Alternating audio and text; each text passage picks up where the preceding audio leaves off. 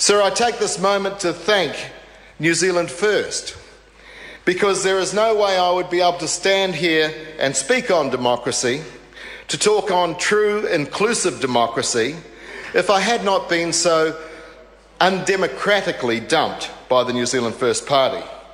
And Mr. Speaker, it is a tragedy of our political system that such a party can be captured by one man who did not even stand in an electorate. I can hear the cult screaming now, but we voted for him. But sir, what of those people who voted for the principles of New Zealand First?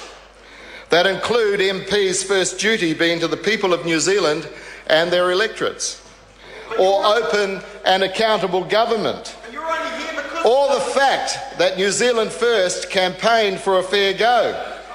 What of those voters who believed that that party would give people a fair go? Ask Ben Craven, the party's youngest candidate in 2011. Ask Josh Van Veen whether they got a fair go. Order. I apologise to the member. A point of order, Andrew Williams. Point of order, Mr. Speaker. This is the Prime Minister's debate. This honourable member is not speaking at all to do with the Prime Minister's statement. Order. This is a very wide-ranging debate, and the member is speaking certainly within standing orders. Brendan Horan. Thank you, Mr. Speaker. As I was saying, sir, ask Ben Craven, the party's youngest candidate in 2011. Ask Josh Van Veen whether they got a fair go when they were sacked on a rumour, with no investigation, no disciplinary hearing, no chance for them to say what really happened, just sacked. And this breaks every labour law in the real world, but not here within the walls of that political party. So what really happened? Well, like most most victims of workplace bullying, neither of them will talk, but people who know the full story will not be silenced. It turns out that they dared to question the integrity of Mr. Peters' Director of Operations, Apirana Dawson. Now, there was a promising young man who was led to the dark side, taken astray by his leader. Mr. Williams, you must remember this. MPs, trade slurs. Here's a beautiful picture of the Honourable Richard Prosser, looks young and vital, and also a very good-looking Dennis O'Rourke. MPs, trade slurs over blog ratings. Because I'm talking about the same Apirana Dawson who leaked confidential emails between New Zealand First MPs to his friend working for the Christchurch Press in 2012. Order. Point of order, Andrew Williams.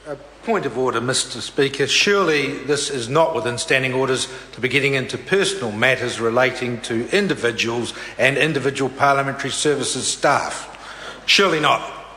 Well, I'm afraid on this occasion, when we're having the Prime Minister's debate, it's a free-ranging debate. The member making these statements needs to do so responsibly. I cannot in any way cease his speech or rule it out of order at this stage.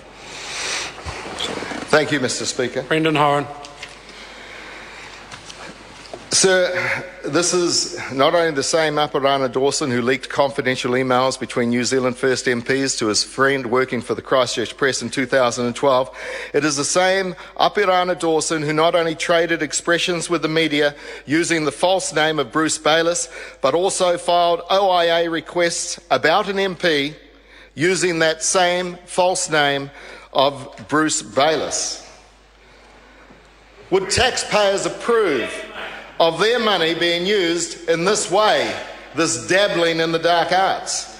What happened to the principles of that party?